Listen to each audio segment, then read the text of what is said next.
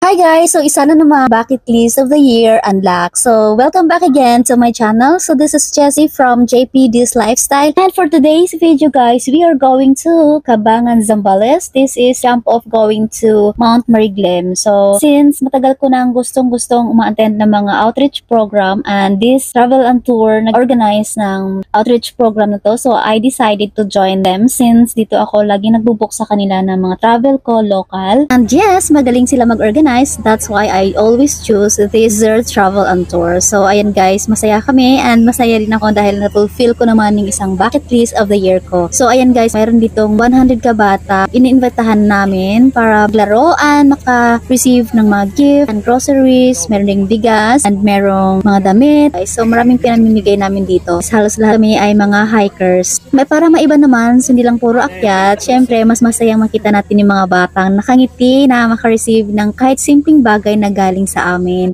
So, masaya ang magbigay. Much better to give than to receive. Sisimulan na namin later yung, syempre, registration muna kami, and then prayer, and then palaro. So, ayan guys, masaya to.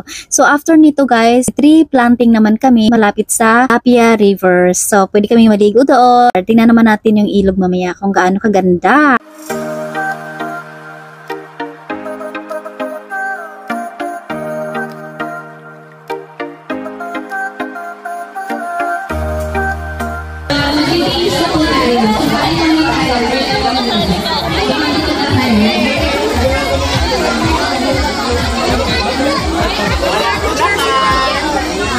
Ano yun?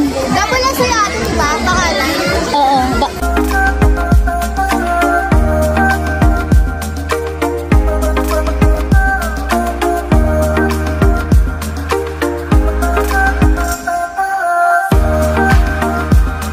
Maraming salamat po sa Sir Travel and Tours, sa mga nag-sponsor na kasama po namin.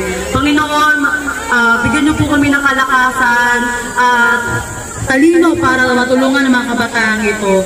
Lord, sana naway ang tulong namin ay makarating sa mga bata.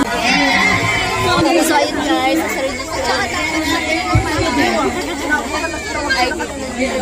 dadal-dalan. Yeah, very good natin!